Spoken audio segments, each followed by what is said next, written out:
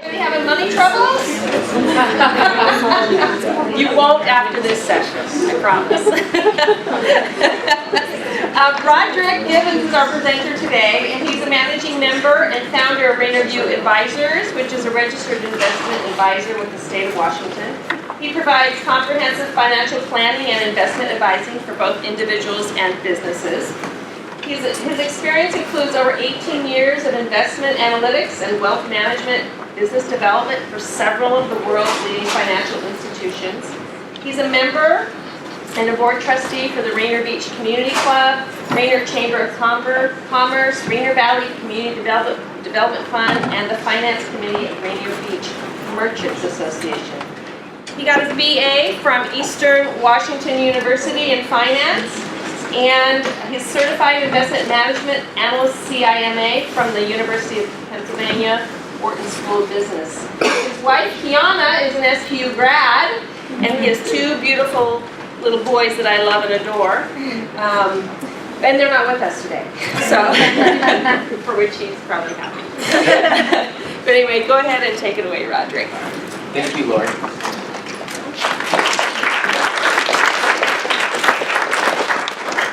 I really want to echo what you heard a lot from the speakers is thank you for the opportunity to speak to all of you. I also want to really impress upon you this opportunity that you have in front of you. You obviously are an institution that's giving you all the resources, all the tools to succeed, and really just I would like to maybe shed perspectives on different things that I run into in my business in the world of financial planning. Now, to level set, what I'd like to do is... Roderick, I'm just going to interrupt you for a second. Can you guys hear? Can you hear him okay? No? Either louder or we'll mic you. Okay. So what I'd like to do is, instead of giving you the one or two top advice, save for your 401k, or, you know, don't spend all your money on ice cream and movies, right? I'd like to give you an evolution because what we're dealing with right now, you're going to deal with whether you're already working and managing your assets or you are 5 years from retirement. This is a dynamic that is really the crux of my business. And so in order to tell that, I'm going to kind of give you the evolution of where people have gone and how they've managed that in the past and where they are now, how businesses have transitioned, and where financial advice has evolved. And through that, I'm going to give you a little background on me and get to the crux of what is financial planning and really dovetail it into answering some of the questions that you might have saw on your program. Does that sound reasonable? Okay, and then leave a decent amount of time for questions. So instead of kind of giving you, hey, you need to invest in A, B, C stock, I actually like to kind of talk about the individual. And to tell the story, I'll give you my father. My father, after graduating from Grambling University and marrying my mother, moved to Seattle in 1973. Now, whether it's Boeing or Coke or Ford, back in the day, the company did all the financial planning for you, right? You earned an hourly wage, you had a bonus, they took care of your health, your dental, your vision. But the most important part is they promised you what? A pension, right? And if you think about it, a pension is a promise to pay really for the rest of your life. And not only that, they actually had a portion of that was guaranteed for the beneficiary, was typically the spouse. So that is kind of how it all worked. You might have bought a house, but for the most part, everything was taken care of by the company. And that really was the model through the 70s, 80s, and it started to change. Why? Because companies, if they took a look at their obligations, right, they said, well, if I promise this for 10 people for the rest of their lives, that's reasonable. But when I interned at Boeing in 1997, they had 250,000 people. Okay? And we also know what else happened since Social Security was going into effect. People were living longer. So that's a huge, huge obligation. So what did companies do? Before they said, hey, we'll pay this amount of money for the rest of their life. What did they start doing? Push it back to the employees, right? And that's the genesis of 401k, right? 401k is basically saying you're now responsible for your retirement, right? And that includes all the health care and all the insurance. All those things are your responsibility.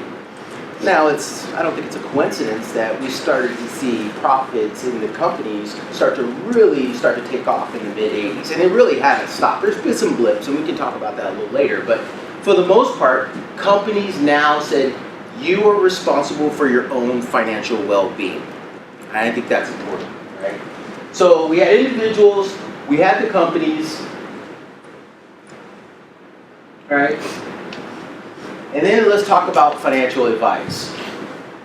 If you wanted financial advice, let's say before the 1970s, you had to go through someone selling something, right? Whether it was insurance, whether it was stock. And in that, you would get all the information that you wanted from the standpoint of financial advice, right?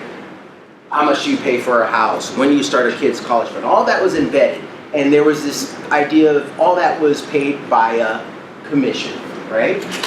And then there was this evolution of saying, okay, we would offer that and we only could access stocks and bonds and mutual funds through a broker. But then there was these firms called Charles Schwab, right? E-Trade, Fidelity. They said, hey, you don't need to go through a broker. You can do it yourself, and you can do it for what?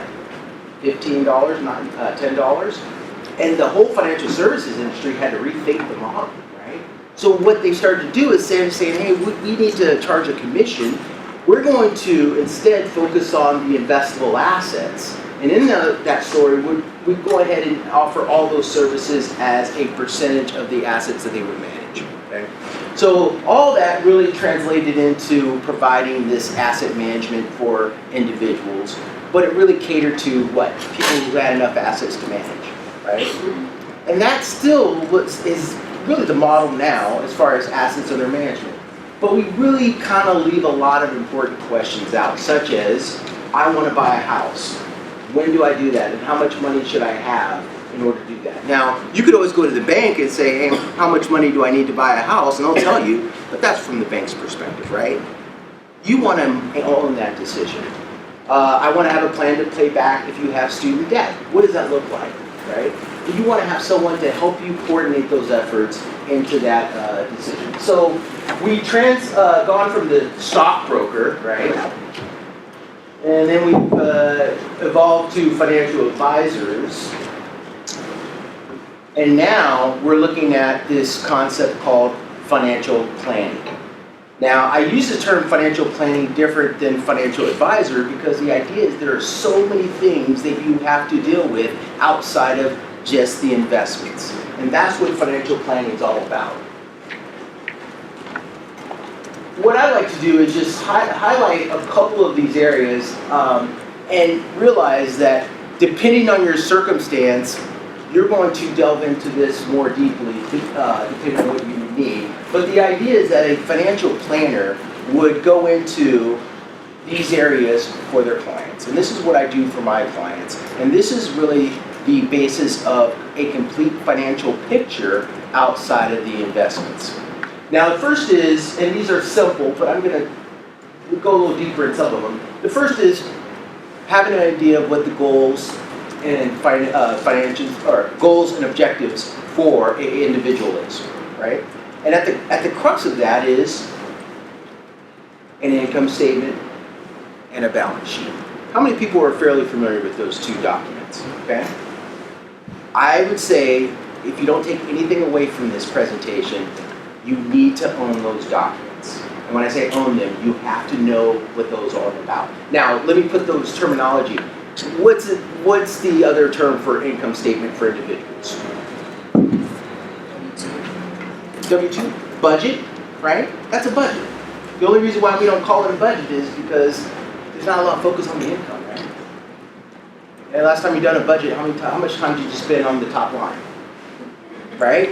We know what that number is, right? So that's the difference of, from a business perspective or individual, you have your ins, you have your outs, and whatever is left is what you have in savings. Are we pretty on the same page with that?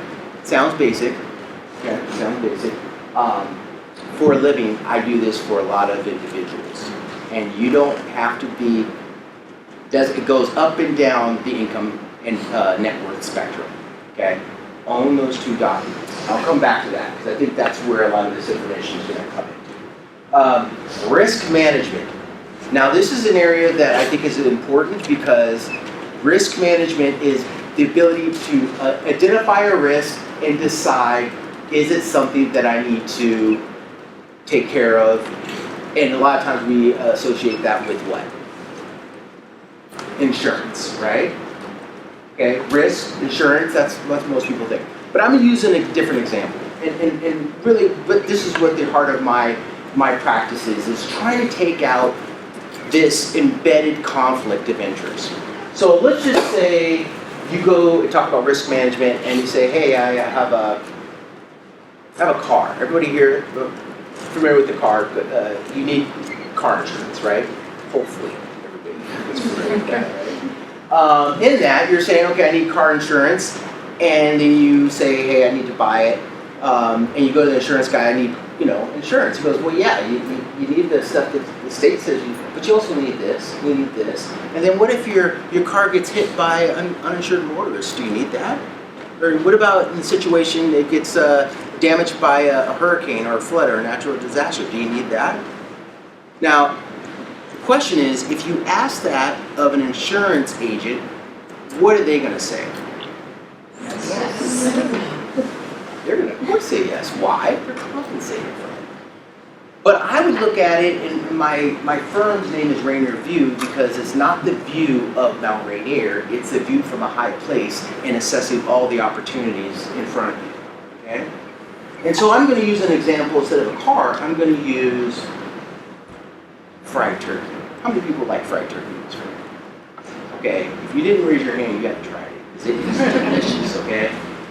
Fried turkey, if you don't know, is the act of taking a turkey, dropping it in a vat, typically done around Thanksgiving in your kitchen, okay? Now, I'm going to give you 4 scenarios. One is that you can say, if you do that, and there is a risk that you will burn down your house, okay? Because you are dropping that hot grease and it's going to splatter. It's done. If you look in the paper, there are people that will ruin their houses deep frying a turkey, okay? But if you do it and you know the risk, that's what we call assuming the risk, okay? But you might look at it and say, you know what? I'm a little smarter than that. I'm going to take the operation out to the garage, okay? A lot safer, but there's still an opportunity that you're going to burn down your house. That's called reducing the risk. Now, some of you are looking at me going, Roderick, I'm smarter than that. I'm going to take it to my cousin Craig's house. And I'm going to deep fry the turkey over there. We call that transferring the risk. It's still there, okay? And then obviously you can go to Whole Foods and you can completely eliminate it. My point is that you want to look at all these different options and assess what does it mean in the overall picture? And that's what we try to do with risk when it comes to your assets, whether it's your life, your health, your education, all that, okay? Investment advisory, that's the background that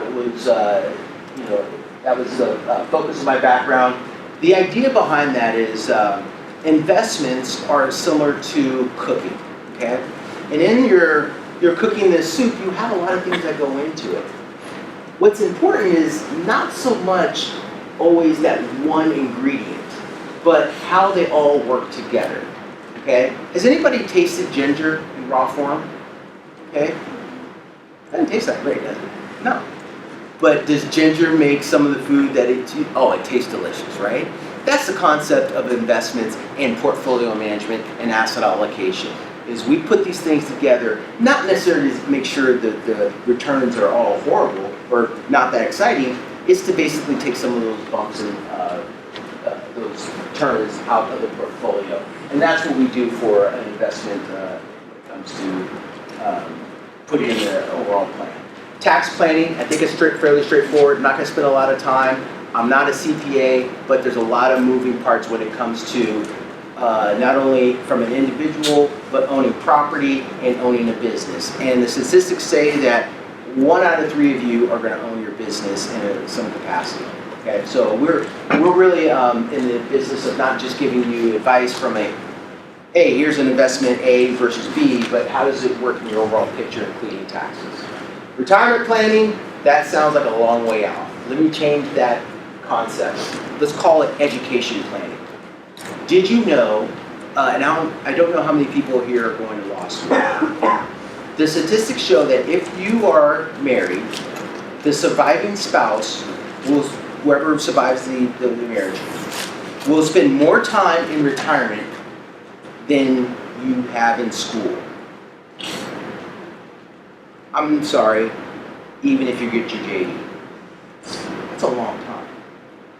So even if you're retiring at 65, you're spending a long time in retirement and you spend a lot of time in education. That's 40, 45 years that you're expecting this, what you got in Seattle Pacific University, to last you. Probably need to make sure that you're educating yourself throughout that time period, okay? Because it's not realistic to say that you're gonna have all the skill sets set in stone and count on your employer to provide those. So retirement plan is probably the wrong terminology. Self-improvement, adult education, those are the type of things that we plan for throughout a time period. And last but not least, trust and estate planning. We want to know the rules and regulations around what we're trying to do when it comes to the investments and when we're talking about individuals' community property. I use that example as I also have a workshop that I'm putting together that's for engaged couples.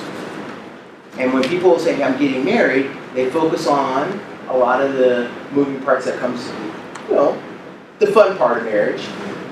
The other side of it, which doesn't necessarily have to, be not fun, is that there are a lot of moving parts that go into this equation when it comes to laws, community property. Okay, everybody here familiar with Russell Wilson? Okay, Russell Wilson married who? Okay, didn't have a prenup. I don't know if you guys knew that. Does not have a prenup. Now some of you are looking like, that's crazy talk, right? I saw that look, right? Well, that's crazy talk. The reason why he didn't have a prenup is because he knew how to title his property, where, believe it or not, when you get married in Washington, you don't just throw it together and get split out when you guys divorce, okay? There's certain rules and regulations that go into that. So, again, I know that's down the road, but I just want to make sure that that's part of the conversation. So that's financial planning. What I want to back up in and really kind of focus on is, how do you put a plan together that makes sense from a standpoint of those documents that really drive the conversation? But before I do that, let me stop and ask, are there any questions just generally on these concepts of financial planning? Okay. Now, the reason why I think this is important is because these concepts that I mentioned, 5 out of 6 are not addressed by your normal firm with a financial advisor.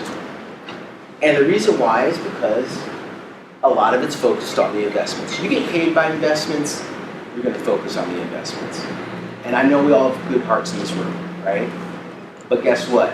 Money's a motivator. Okay? Money is a motivator. So what we're trying to do is decide, kind of define how these things affect it. And I'm going to spend just a tad bit of time on this because I think it's important as you go forward. Has anybody heard the term fiduciary? Okay? If you haven't familiarized yourself with this term, please. It's about just doing the right thing for the client, which again, sounds basic, sounds obvious, but I just used an insurance conversation to help highlight. It doesn't always transpire into how you receive your advice. The second thing is, again, this is not a Rainier review, this is advisor versus planner. It's just not just focused on the investments. And when you decided to go to this session, I hope you realize there's bigger conversations to have outside of just the investments. Okay? And then the second one is, who's compensating who? Okay? And I think that's important to understand that to really help decide how those decisions are being made. And then finally, a financial plan involves, guess what? A financial plan. Sounds basic? You'd be surprised how many times you could go, I'm a financial planner, I'm okay. What do you do? I produce financial plan. Where is it? No financial plan. Okay? So I really stress upon you to really just understand the difference. Now, I kind of want to back up here because I think the thing that I was really focusing on were goals and objectives, and then understanding these two statements. Now, how many people, just by show of hands, let's say I have a budget and it's written down. I know we mentally have budgets. How many people have budgets? Okay. So I want to take that terminology and just turn a little bit because who didn't raise their hand? Just, okay. Let's just say I go, do you have a budget? Would you like me to help you create one? I don't know. Well, a lot of people go like, look, Roderick, you're a nice guy, but I don't want you to tell me what to do with my money. Okay? That's very common. And the reason why is that because the budget is telling you what you should spend money on. Now, technically, Lori, I don't always focus on the budget. What I do is focus on cash flow. And what's the difference? Cash flow is what you did spend money on. Okay? So, first thing I would ask you is don't do the budget because that's extrapolating out. Focus back in and say, where'd the money go? Now, the good news is you guys have a pretty good paper trail because a lot of us use some form of credit cards or ATM, right? So, I would encourage you to do that. Now, some of you are looking at me, Roderick, I know where my money is going. Now, when I do these couples workshop, I agree, a lot of people have an idea where it's going, but then I like to add a little bit of complexity to it. Again, Rainier View Advisor, simplifying the complex. The first is that we have fixed and variable, okay? How many people in the budget process break out their fixed and variable expenses? Okay, got a couple. It's extremely important. Why? Because some of those expenses, like your, I'm trying to think of something that happens in the summer, your gas bill. I have gas. Gas bill's high in the winter, low in the, that's a good example. Now, what's also important is, as you go through this individually, it's great, but definitely do this before, not before, but do it when you start to live with someone else, and that includes roommates, okay, is define discretionary versus non-discretionary. Ooh. So, discretionary, can someone give me an example of a discretionary income? Or expense, excuse me. Discretionary is stuff that technically you don't need, okay? Do not put the tuition on that, okay? But it's important to kind of understand where those dollars are going. And non-discretionary are kind of like those Maslow, those things you kind of need, right? Now, there's always this gray area that we always try to tell people that be careful what you say is non-discretionary, right? Or discretionary. And if I look at my wife, who Lori knows very well, has known her longer than I have, and I say, Kiana, you know what? You spend some money on hair, probably don't need to do that, right? How'd that go over for you, Roger? Yeah, how would that go over? I wouldn't be here, okay? I wouldn't be here. The reality is that you would have a conversation of what would those effects be going out, okay? And what I mean by that is she did nothing with her hair, and she is in law. I don't know how long she would have her job, and what would be the effect. It may not happen tomorrow, but clearly there needs to be a allocation to her self-maintenance. Does that make sense? So again, the non-discretionary stuff is like housing, lighting, okay? All the stuff you need to do to survive and keep whatever you're doing as far as employment. Non-discretionary is, gosh, I really wanted that ice cream from Fainting Goat, okay? And that's not the jab at Fainting Goat. It's just, you may be able to live without that ice cream. Maybe, I don't know. I don't eat ice cream anymore. But my point is that you want to understand that. So, cash flow, understand fixed versus variable, discretionary versus non-discretionary. Are we clear kind of on that? Okay. And then obviously, when you get to the point of understanding the variance in your income, we can go through that. Let's go to the balance sheet. Everybody, what are the three variables in the balance sheet? Yes. Assets, liabilities, owners, equity. Okay, you guys, please own that. Please own that. And I know some of you are, oh, I'm sorry, assets, liabilities, and equity. And let me give you the equation, because by the way, I teach this understanding financial statements for SCORE, and I just had this class this week. It's something that is super crucial. Assets are everything you own. Okay? Assets are everything you own. Liabilities are things that are owed to others. Okay? But when you take your assets minus your liabilities, you have what you have is owner's equity. That's what you own from a standpoint of that is attributed to you. And the reason why I'm throwing that equation out is because there is the equation from an accounting perspective, right? When you look at your balance sheet, you're going like, what do I have? I have my car, I have my jeans, I have that cup of coffee I started last week. You know, there's maybe, seems like not a lot. But you know what the number one asset you have right now? What is it? Intellectual capital. Exactly. You said education, intellectual capital. The challenge is the bank isn't going to let you lend against it. So we all kind of, discount it. But don't discount it, okay?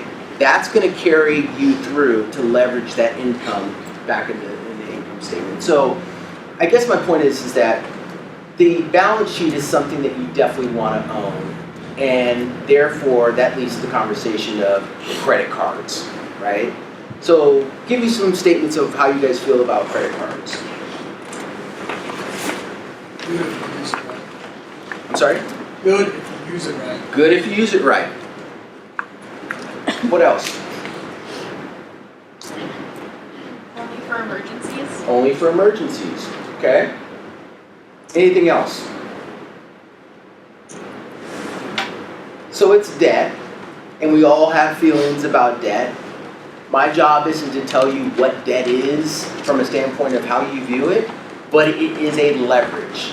The critical component, and let me take that statement of if it's used for good, is when you take an expense and you use it in the period, or you take an item and you use it in that period, it's an expense. It's gone, okay? If you take that to buy something and you still have it at the end of that period, that becomes capital. And guess what? That capital can be used for other stuff down the road, okay? So let me give you, in business, there's a business term, and anybody here own a business here? Okay. If you have a chance, just talk to business owners about the expense 179, okay? Just do it. 179, it's interesting.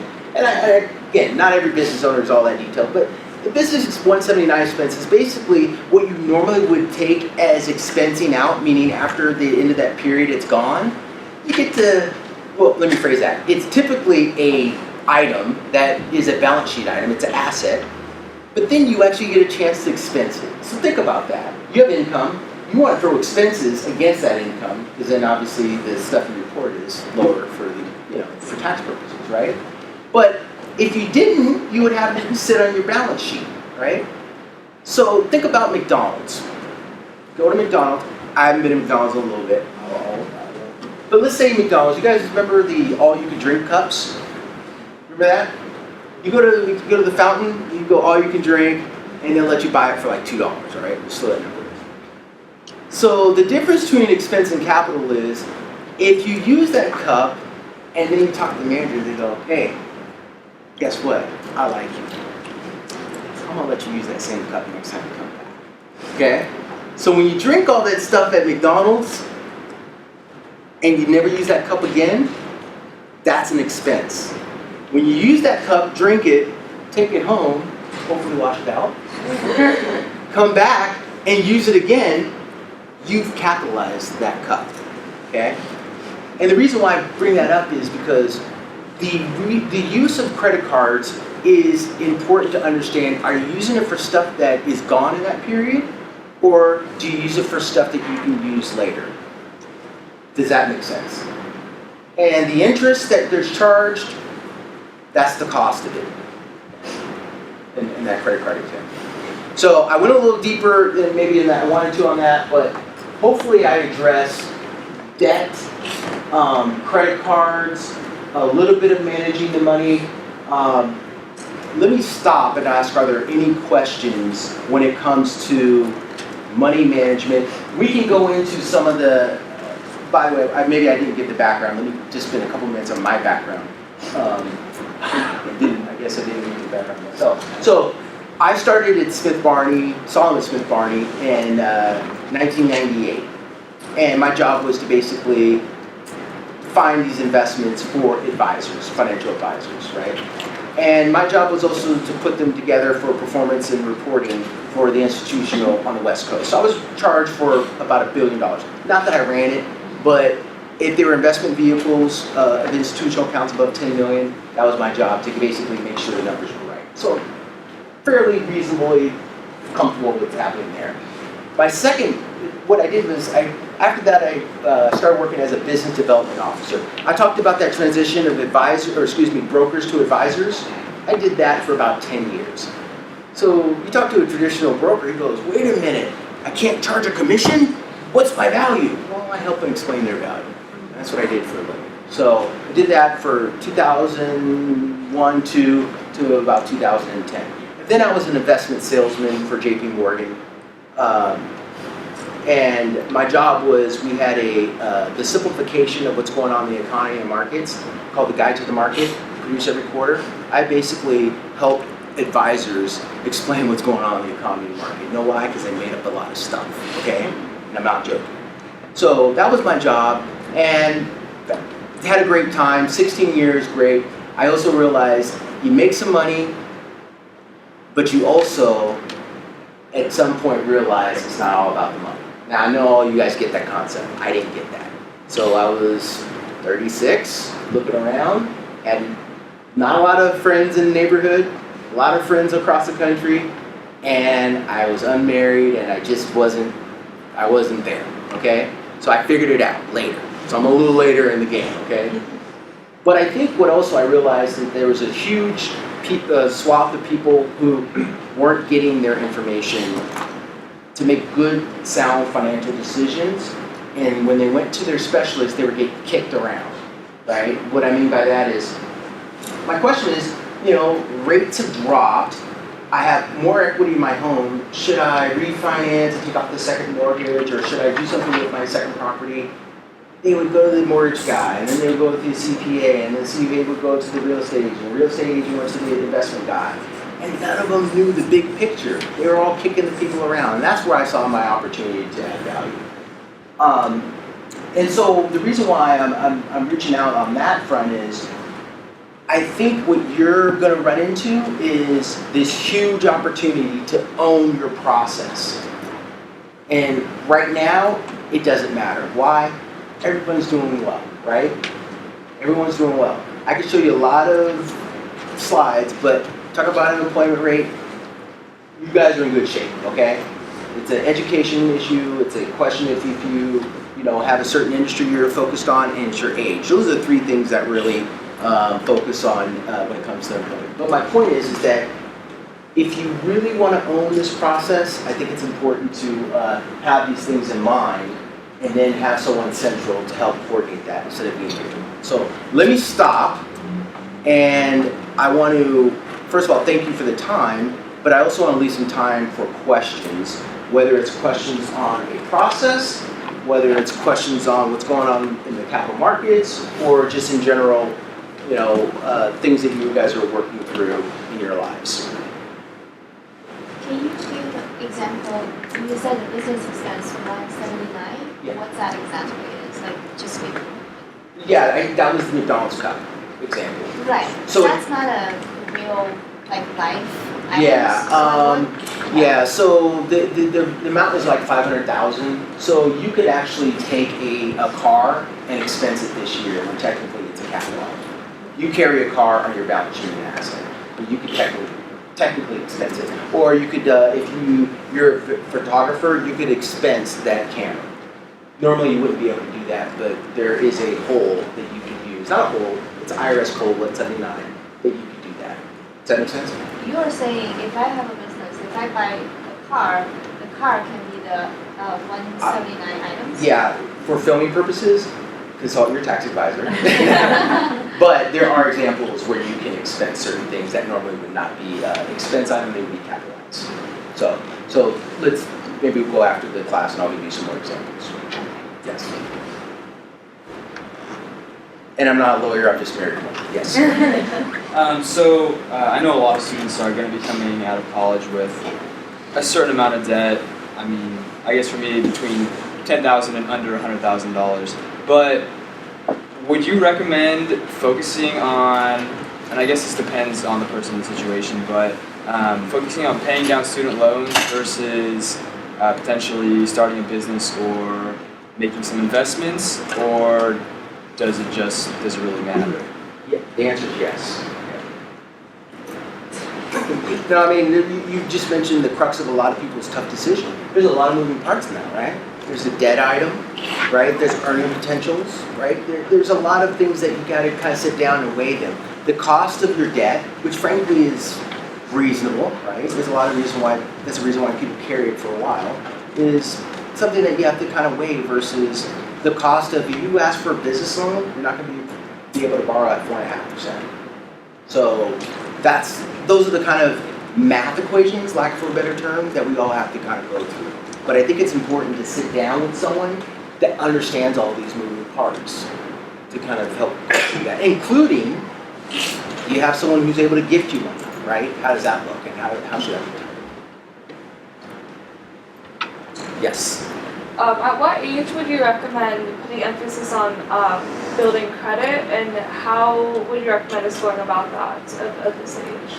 Yeah, the credit conversation is not my area that I typically deal with, but from my understanding, the earlier the better, and no credit is not good, right? So I don't know if you guys have heard that. If you don't have credit, that's not a good thing. So build some kind of credit history. So earlier better, but build it correctly with the confines of your financial situation. Does that answer your question?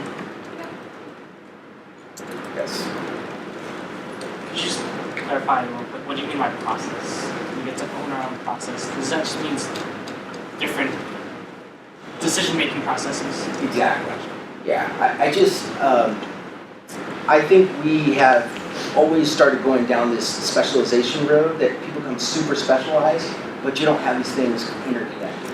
And if I'm not in finance, whether you talk to a person in healthcare, if you have a problem with your back, you probably have some things you need to work on with your sleeping and your eating, right? And so it's typically not just what you're dealing with. We're not just dealing with the symptoms, we're dealing with, what's causing it. Yes? So what are some mistakes that young people often make when they're with their finances and things like that, so that we know some things to avoid? That's a good question. I don't know if it's even young people. I think there's people make mistakes all the time. I think what I just mentioned is this is just assuming everything's isolated. Someone had a question of debt, and it's like, well, the conversation of debt is based off of your use of the capital other than debt, right? So that goes through your cash flow analysis, right? Understanding that. So kicking that back over to you're holding this debt, what are the assets against that? And what does your balance sheet look at? What is your earning potential? And what is that? How can you service that debt differently? So that I think is a general statement. If you have a job, and I'm sure you've heard this, but if you have a job and it offers a 401k and you are living with in your means, please, I think it makes sense to contribute to your 401k. Okay. Now let me back up. There are two things that are here. One is explicit, one's not here. Is that right now you have an environment where we all feel pretty good. I'm not saying you, but everybody, the economy's doing well, real estate's at an all-time high, and stock market's at an all-time high, right? So everybody's looking around going, I'm wealthy. What are we forgetting? Inflation, okay? And I can guarantee you this, inflation is not 2%. And the sooner people figure that one out, the sooner people become more realistic in their expectations going forward, okay? Quantitative easing wasn't about just getting everything right. There's a hidden cost to that. That's inflation. So that's the other takeaway I asked. Taxes and inflation. Taxes and inflation, we have to account for it. Yes. So you have 401k, but then there's the IRA and Roth IRA. Which one would you suggest as far as options? Is what have the better option of those? Yeah, again, that's probably a deeper conversation based on your income because IRAs, they phase out at a certain income. But yeah, and it depends on the Roth versus traditional. It talks about the taxes, ramifications. I would talk to someone, whether it's myself, an advisor, to kind of work through the mechanics of that. But at the end of the day, you're talking about a tax advantage vehicle, whether it's IRA, whether it's a 401k, some of the other vehicles. But start. So there's a couple takeaways. One is you're in a great position. That's not to be lost. Okay? You have a great earnings potential. As you move into the workforce, you're going to have a lot of opportunities to do a lot of great things. But start this planning, and I know this looks somewhat more involved, start with a plan. Implement the plan, revisit the plan, and obviously make adjustments. But that's really important too, because when you start to kind of just cobble it together, you look up and it'll be 15 years later and you're like, okay, you know what? I don't think I'm on the right path. I said this morning to someone else, I said, financial planning is a lot easier and a lot more effective in prevention than it is in corrections and repairs. Okay.